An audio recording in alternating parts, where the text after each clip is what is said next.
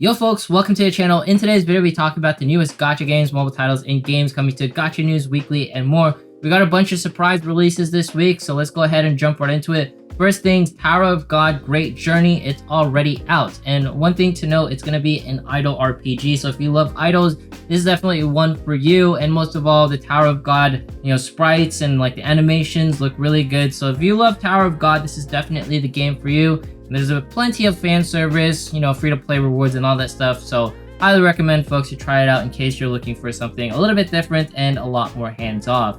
Then we also have the Honkai Star Rail pre-registrations all open, and there's a bunch of new characters. I'll do a top 10 concerns and how I feel about the game truthfully. There's a couple of things that are great, and there's a couple of things that could be fixed. There's new characters and everything, but most of all, the speculative release date is going to say April 26, 2023. Now, I would not hold this as a true date because we have no idea when the game could release. It could be past that, it could be earlier than that, but it's a date nonetheless, a speculative one, so hold it with a grain of salt, if you know what I mean. We also have Aniplex's World 2. It's going to be a split-screen 2D side-scrolling RPG. I don't know how a split screen on my portrait phone is going to really work, but at the end of the day, it's something a little bit different. I'm curious how it will work out and everything like that, if the combat's actually good, if it'll make it feel like I'm playing a Nintendo DS game, and hopefully I'll play it if I have some time.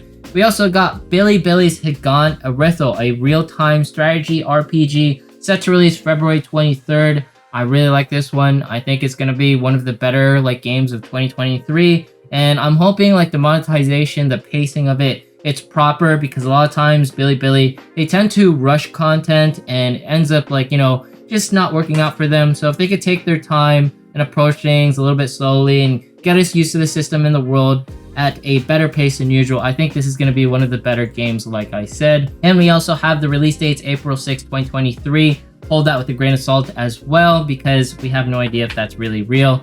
Sooner rather than later, just know it's out in select regions. Most of all, there's going to be Sega and Yoko Taro's game collaboration RPG 404 Game Reset, that's the name. And I have no idea what it's going to be about, except there's going to be waifus in it, there's going to be Virtua Fighter and old school characters. And Yoko Taro has a really crazy brain, so we have no idea how the story's going to turn out. It's definitely going to be good because it's Yoko Taro. But one thing to note, I am curious because I haven't seen any gameplay, I've seen cutscenes, so just, a little skeptical for the time being. We also have the Sakura Ignoramus, a sim RPG launching February 27th. That's going to be the same day as Limbus Company, but this is going to be a JP only exclusive. If you like the waifus, you like the setting, I think this is definitely a cool one to check out just because the art looks really great. And we could always use more gacha games with phenomenal art. We also have Link Like Love Live, a mobile RPG coming in April, and it's up for pre-registrations. I think this is a great entry to the Love Live series. The idols and waifus you can collect look pretty adorable. We'll see how it goes because, Love Live, it's usually a hit or miss for me. And we also have Limbus Company, like we said, February 27th is the release date. Now, I'm really curious because they just released a trailer with the summoning system. It's called Extraction. I'm curious how the pity system goes. This is a 10 pull being showcased. They have multiple shard systems, and shard systems are good if it's implemented like Princess Connect, which it seems like it's going to be, where you can obtain free shards of the characters within some sort of game mode that you can tackle. But I'm really curious as to how the pity system works, the monetization. I don't want it to be complicated in the sense that I don't understand how any of it works. This 400 number scares me a little, but we'll see how it goes because I can't really be the judge of something when I haven't played it. And knowing the Project Moon people, they're going to give us something fairly free-to-play friendly. There's going to be plenty of different upgrades. There's tiers of how the upgrades work. There's going to be new skills unlocked. I'm hoping that the skills and all that stuff is not locked behind a dupe system, because that's going to be a mistake. Hopefully it's just going to be level ups and limit breaks. We'll see at the end of the day, because I want this game to be free-to-play friendly, very approachable. Still excited for Limbus Company because we could have probably one of the better games of 2023 right here as well. Then we got Haikyuu Touch of Dream. It's going to be out February 28th in JP. It's already out in KR in case you guys want to try it. Definitely one of the best sports animes I have ever seen. My favorite personally. We also have Yowumushi Pedal, another sports anime, bike one to be specific. It's going to be up for pre-registrations. And then we got Innocence. This is actually out in Canada and a couple of regions for folks to play already. We don't know exactly when the release date is going to be, but I'm assuming it's going to be relatively soon since it's already playable for select regions. So yeah, check it out in case you can. And we also have Valiant Force 2 Southeast Asia launch. You can probably download this and play this already in the English language. If you have QApp or a third-party software that you can use and trust. I personally trust QApp, and this is going to be a pretty cool game in a fairly different setting. I think it's more tactical RPG based. I could be wrong on that. Regardless, it's going to be an RPG, and Valiant Force is a pretty good IP. We also have the Blue Reflection Sun. It's going to be out February 21st. Another cool RPG to check out in case you are looking for one. And we have Takt.OP surprise release date for this June 4th. Now, I am kind of curious as to why they picked June. It seems to be a secluded month for as far as I can tell. Too many games coming out like next week or like the week of like February 20th. 27th is going to be a busy day. We also have the NetEase's Ace Racer. It's going to be out March 16th in case you like a racer game. And then we got the 7 Nights Idol game that's going to be out later in 2023. Now, this isn't the highlight. The highlight is going to be the fact that Solo Leveling Arise is also on the second half of 2023. There's also, Tower of God New World, which I think is already out. That was the idle game that we were talking about, right? If not, feel free to correct me. Regardless, there's also Grand Cross W. I think that's already out as well. So, or not, it might have had like a betas or something. There's a couple of games on the list in case you're interested in any of them. Here is the list.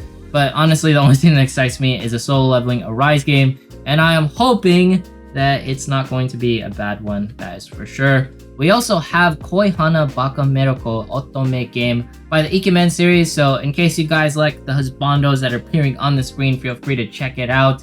We also got Devil May Cry Peak Combat that's going to be hinting at a global release. It's been out since 2021 of June in the CN regions. So far, it looks really good, but to be honest with you, Punishing Grey Raven and Honkai Impact, they're definitely blow it out of the water. But if you're a fan of the Devil May Cry series, maybe check it out. We also have the Soul Inverse. It's going to be a match 3 puzzle RPG. And this is going to be the Soul Worker IP in case you guys like that stuff. And finally, we got an amazing trailer for the newest Danmachi Chronicle game. I think this is going to be one of the cooler games that's hopefully out in 2023. It looks beautiful, looks gorgeous. Maybe it's going to be a sleeper hit in my opinion. But most of all, the graphics just look really good. I've been watching Danmachi anime. I've been loving it. So hopefully this is going to be the latest entry into Danmachi series. That'll just, excite people because I'm definitely a fan and I'm loving the latest season, like I said. Next up, we got the events rolling around. Biggest news, Nikke and Chainsawman is happening as of February 22nd. So it's only a couple of days. Make sure to log in right now. They're doing like a bunch of Twitch stuff. They're doing all sorts of things to get you like free polls and all that. I'm sure they're going to be doing even more so people will play the game because Chainsawman is absolute insanity right now. But most of all, the waifus are looking really clean. We got Himeno, her SR form, looking okay. She's going to be the free character you can obtain. But of course, Power and Makima, they're going to be, the pullable characters, and they look absolutely wonderful. I'm definitely a Power stan. You know why you like Power if you like Power, all right? If you know, you know. I'm not going to say much further. But another thing to note, Aki was in the trailer. I'm not sure if he's going to be a pullable unit. I didn't see Denji around. We're probably going to not have a good relationship with Denji in like the Nikke universe as far as I can tell, the way he's depicted. Hopefully, maybe there's a round 2. Maybe there's more portions of this collab. I have no idea. Regardless of the fact, it's super huge that Nikke landed a collab like this, especially first one. It's hitting it out of the park with, a relevant anime. Maybe they'll get something even cooler with more amazing waifus. I'm really excited for the future of Nikke, even though I quit it personally. We also have the PC client that is going to be available as well. The specs are looking okay, nothing too crazy. 750 Ti is not too intensive, maybe 8 gigs of RAM, but I feel like most people have at least 8 gigs of RAM. Regardless of the point, PC client is available. Speaking of PC clients, Punishing Grey Raven is also going to have its PC beta test on March 1st through March 9th. I think this one's going to be a little bit more open, and it's going to be the best way probably to check out the game and best way to play Punishing Grey Raven for sure. We also have a Valentine's Day campaign. Personally, I think this looks really great. And yeah, Ensemble Stars, the husbando game of the year for me, just because of if you look at the revenues, the art and everything, it's probably one of the best ones in the market.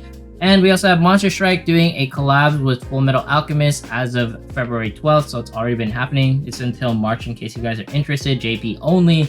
And we also have Echoes of Mana officially shutting down March 15th. Huge IP, sad to see it go, to be honest with you.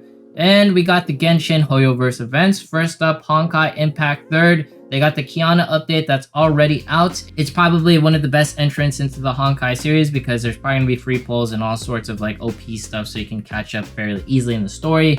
Then we also have Tears of Themis, Cozy Couples. It's gonna be a Valentine's event in case you guys want more Husbando love with the Hoyoverse touch. And then we have the Tighnari scandal addressed by Genshin Impact.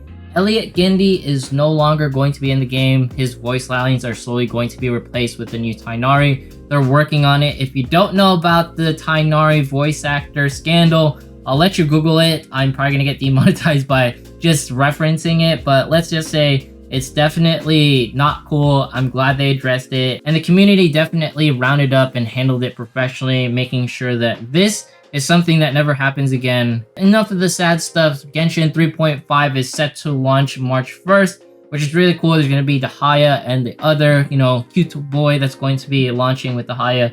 I think the 3.5 update is going to be a nice fresh of breath air in order to relieve us of all of the bad memories from the Tighnari stuff. And then we have the IRL bits. Activision Blizzard saying Q4 2022 financials was a strong growth due to their mobile stuff, which is kind of interesting because, just goes to show mobile gaming is hitting it big, but that's not really new because rev is always high in mobile. I'll leave you with the meme of the week when us new gacha players enter a game that's long-standing, sort of like the Valkyrie Connect. I think that's what it's called, Valkyrie something, Valkyrie Chronicle. I'm messing it up. Regardless, they're having another collab of sorts with Attack on Titan, I believe. Feel free to correct me in the comments. But yeah, that's an intimidating game to run into. It's also Princess Connect's having its JP 5th year anniversary. Shout out to all my Princess Connect people. This meme hits really hard for those who enter JP. Even if I go back in the JP, I'm greatly intimidated with all the new stuff. But regardless of the fact, Genshin also feels like this. Anyways, if you made it this far in today's video, consider subscribing, dropping a like, leaving a comment, follow me on Twitch, follow me on Twitter, follow me on Instagram in case you want to see my cosplays. Right now I'm Ito and all that stuff, but once we hit 40k subs, we're doing a giveaway. Thanks so much for watching. Have yourself a fantastic day. Once again, let me know if you enjoyed the cosplays. I'm about to go to convention, hence why I'm dressed up like this. But yeah, see you guys.